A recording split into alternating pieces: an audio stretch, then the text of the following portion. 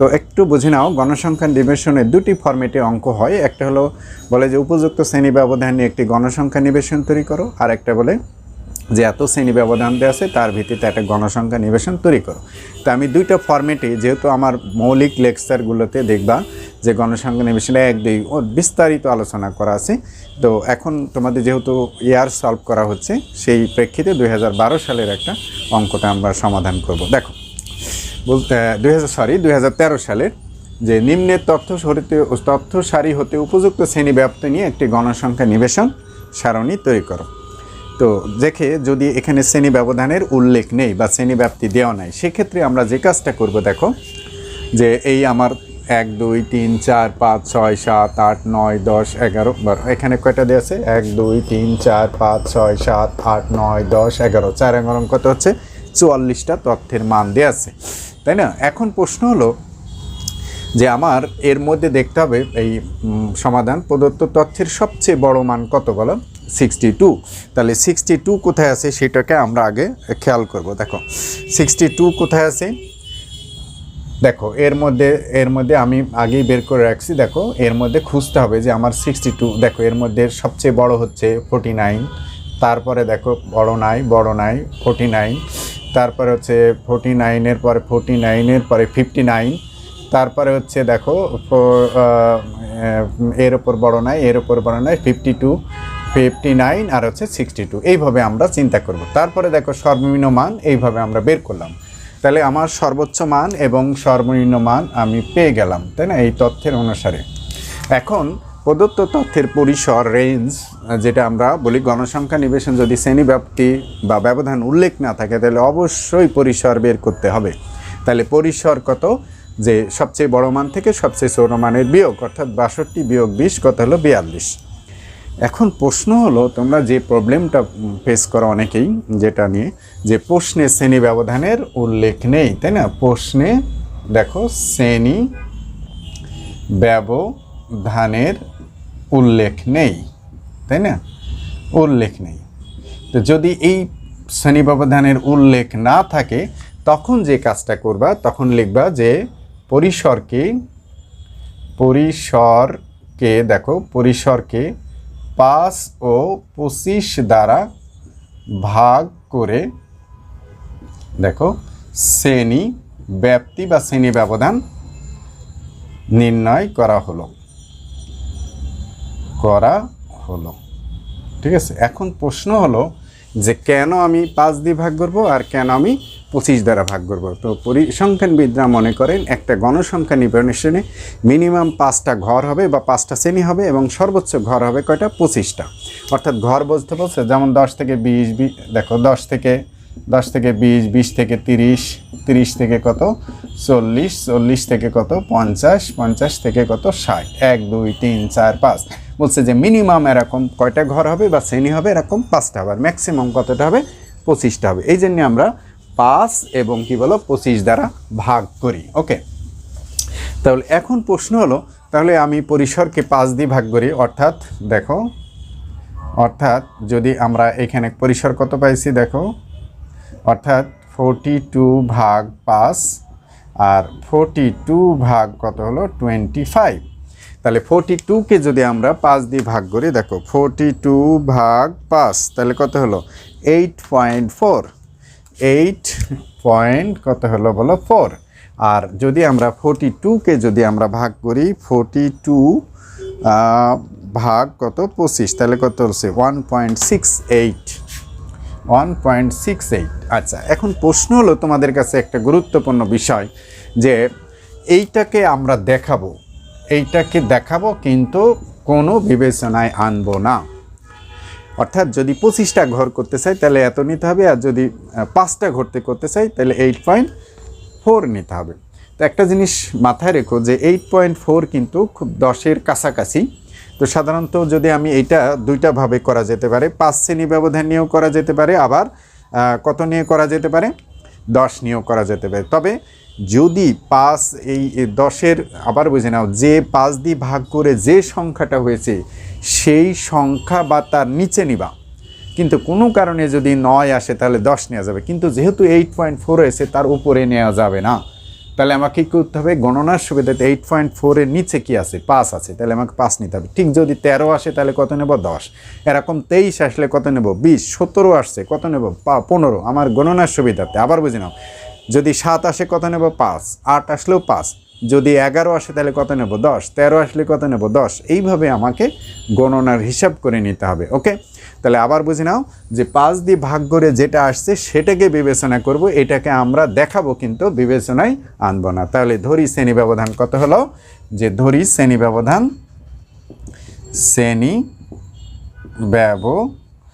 কত হলো, 5। তো যদি আমি আবার বুঝে নাও কিসের ভিত্তিতে নিলাম, এই সংখ্যার বিবেচনাকে, এর উপরে যাব না, কিংবা এটা যাব, কিন্তু যেহেতু এটা গণনা করে অভ্যস্ত না, তাহলে আমার গণনা করতে 5, 10 এগুলো গণনা করতে আমরা অভ্যস্ত, তাই এখানে শ্রেণী ব্যবধান কত নিলাম, 5। তাহলে এখন দেখো আমরা আরম্ভ সংখ্যা আমার সর্বনিম্ন সংখ্যা কত বলো, 20।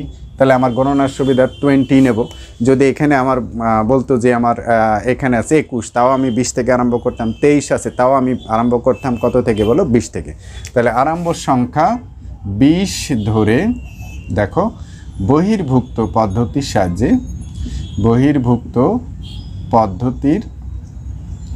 সাহায্যে আচ্ছা, আমি দুটো পদ্ধতি শেখাবো তোমাদের, বহির্ভুক্ত শেখাবো এবং অন্তর্ভুক্ত শেখাবো। তোমরা যেটা সুবিধা মনে করবা যেটাই দিবে, যে কোনোটা হবে, কোনো সমস্যা নাই। বহির্ভুক্ত পদ্ধতির সাহায্যে দেখো গণসংখ্যা নিবেশন তৈরি করা হলো।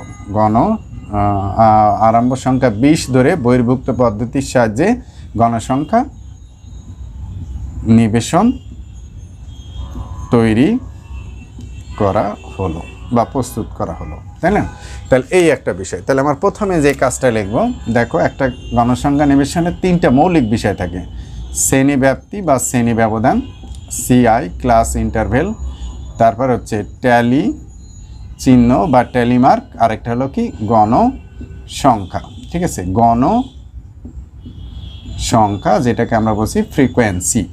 ওকে, তাহলে আমি আমার যে আরম্ভ সংখ্যা থেকে আমি দেখব যে আমার কোথায় যায়, ঠেকাই, তাই না? তাহলে আমার কত থেকে শুরু করছি, 20 থেকে 25, 25 থেকে 30, 30 থেকে দেখো 30 থেকে 35, 35 থেকে কত 40, 40 থেকে 45, 45 থেকে কত 50, 50 থেকে 55, 55 থেকে 60, 60 থেকে কত হলো 65, যা আমার প্রয়োজনীয় মান এর মধ্যে আছে, অর্থাৎ সর্বোচ্চ মান এবং সর্বনিম্ন মান এর মধ্যে আছে। আচ্ছা দেখো একটু বুঝে নাও, এটা হলো আমার শ্রেণী ব্যবধান বা শ্রেণী ব্যাপ্তি। আমার এই ঘরের মধ্যে আমার সর্বনিম্ন মান এবং সর্বোচ্চ মান আছে। ওকে, তাহলে এই আমার ঘর হয়ে গেল। এখন আমি যে কাজটা করব, তোমরা খুব ভালো করে মনোযোগ দাও।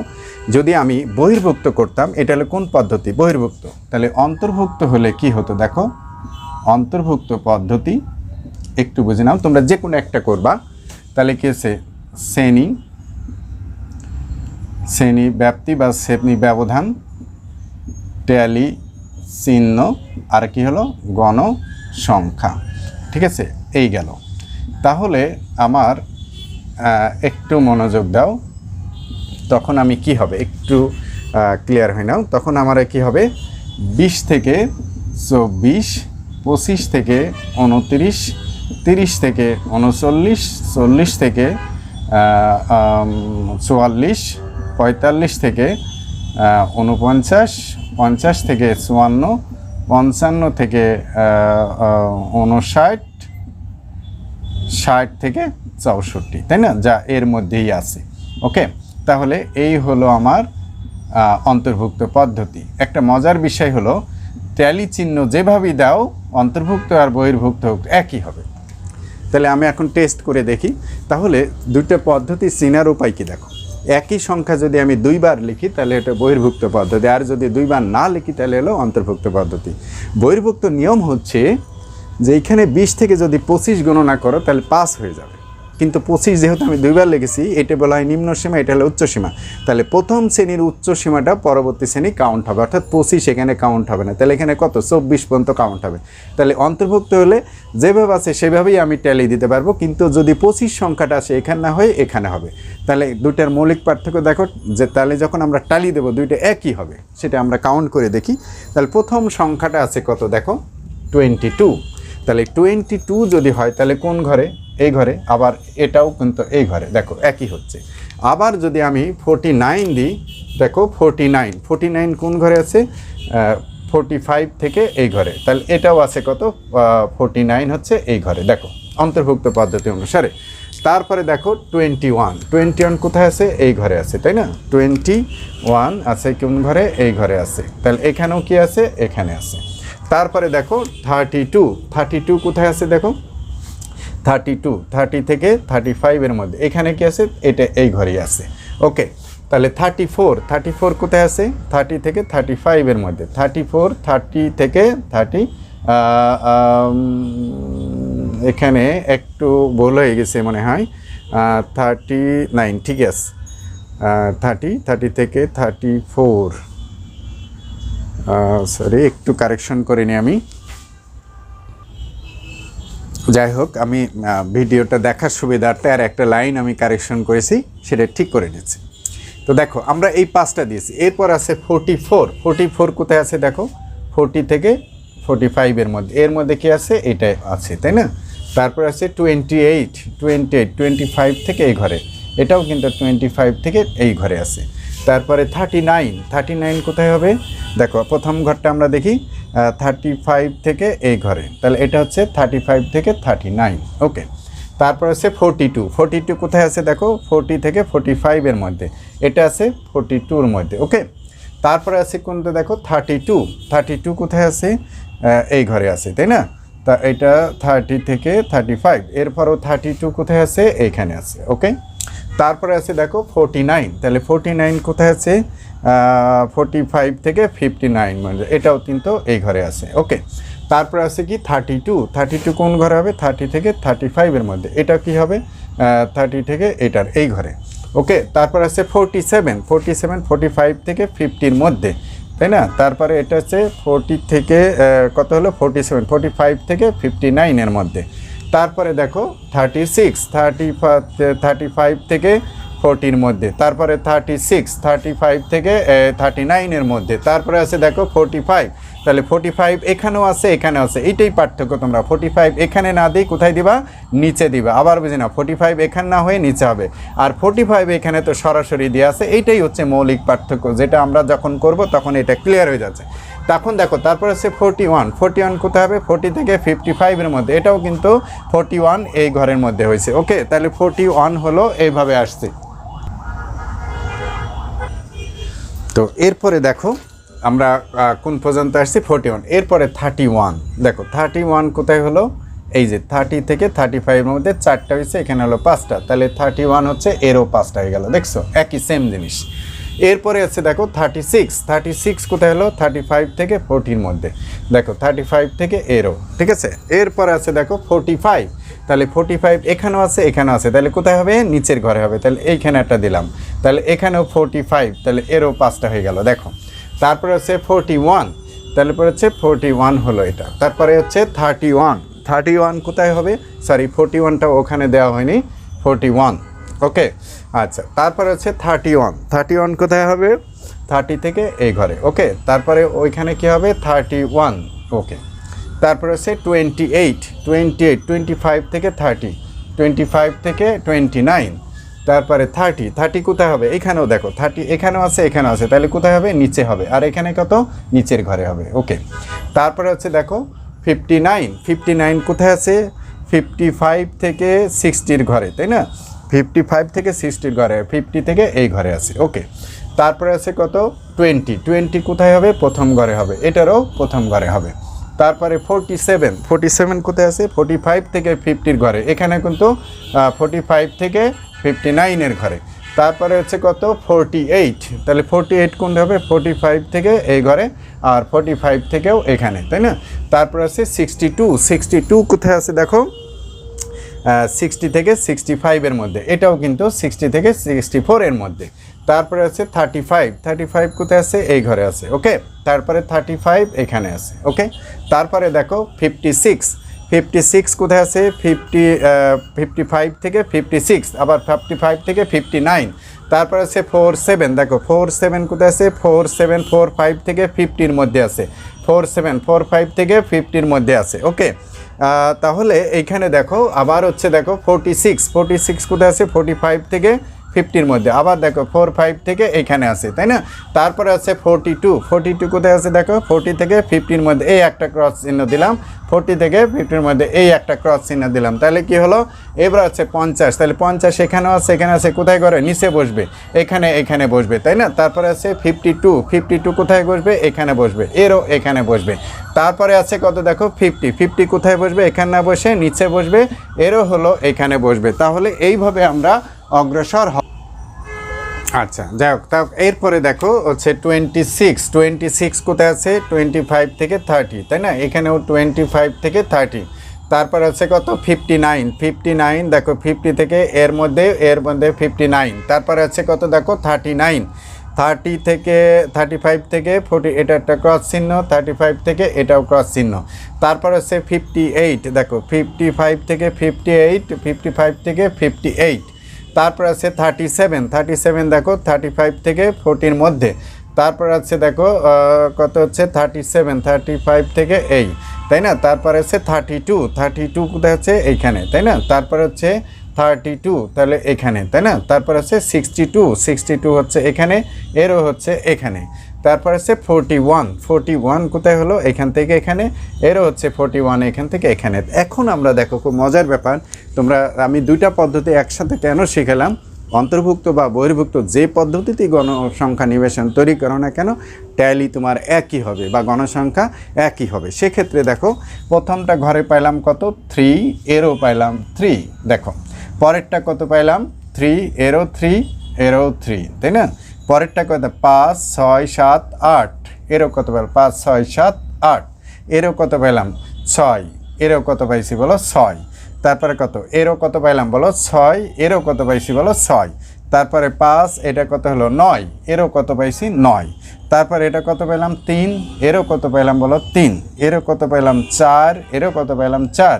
এরও কত পাইছি? 2, এরও 2।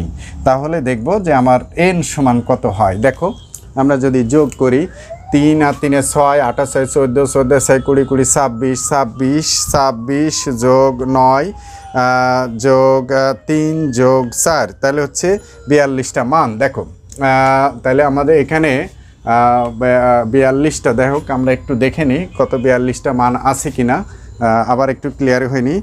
3 যোগ 3 যোগ 8 যোগ 6 যোগ 6 যোগ 9 যোগ 3 যোগ 4 যোগ 2, 44টা। তাহলে n এর মান হচ্ছে 44। সরি, এখানে আমি একটু ক্যালকুলেশনে ভুল করেছিলাম। 44, দেখো আমার মান আছে 1 2 3 4 5 6 7 8 9 10 11, 4 11 কত? 44। তাহলে আমার গণসংখ্যার সাথে এটা মিলে গেল। তাহলে তোমাদের কাছে আমি আবারও বলি, এখানে তোমরা গণসংখ্যা নিবেশন তৈরি করার সময় একটা দ্বিধা দ্বন্দ্বে পড়ে যাও। তোমরা যে কোনো পদ্ধতিতে করো, সে অন্তর্ভুক্ত পদ্ধতি করো আর বহির্ভুক্ত পদ্ধতি করো, যে কোনো পদ্ধতি করলেই এই টেবিল কিন্তু অর্থাৎ ট্যালি কিন্তু সেম হবে, এবং অর্থাৎ গণসংখ্যা এই সারণীতে যেটাই হবে। তোমরা দেখে এটা বুঝলাম, খুব সহজ একটা প্রক্রিয়া, কিন্তু এই অঙ্ক করার সময় তোমরা দুইটা জিনিস মাথায় রাখবা, কারোর সঙ্গে কথা বলবা না। খুব সিম্পল একটা অঙ্ক, কিন্তু যেটা ভুল হওয়ার চান্স সবচেয়ে বেশি, কারণ কোনো কারণে যদি ট্যালি একটা এদিক ওদিক হয়ে যায় তাহলে পুরো অঙ্কটা ভুল হয়ে যাবে। সেক্ষেত্রে একটা সমাধান আছে, অঙ্ক কাটবে না, কিন্তু এই ঘরটা বড় করে রাখবা। এই ঘরটা বড় করে রাখবা, যাতে কোনো কারণে যদি ভুল হয়ে যায় এই ঘরটা আরও বড় করবা, করে যাতে সাইডে আবার নতুন করে ডবল করে ক্রস দেবে, এরকম করে আবার গণনা করবা। যদি কোনো কারণে ভুল হয়ে যায় এই ঠিক থাকবে, শুধু এই ঘরটা বাড়ায় রাখবা, যাতে পরবর্তী অংশ ওই ক্রস দিয়ে আবার ট্যালি দিবা। তো যাই হোক, আমরা এটা হলো শ্রেণী ব্যাপ্তি দেয়া নাই, আর যদি শ্রেণী ব্যাপ্তি দেওয়া থাকে সেগুলো তো খুব সিম্পল ব্যাপার, সেরকম একটা উদাহরণ দিয়ে বাকি অঙ্কগুলো সব এইভাবে সমাধান করব। তো সবাইকে ধন্যবাদ।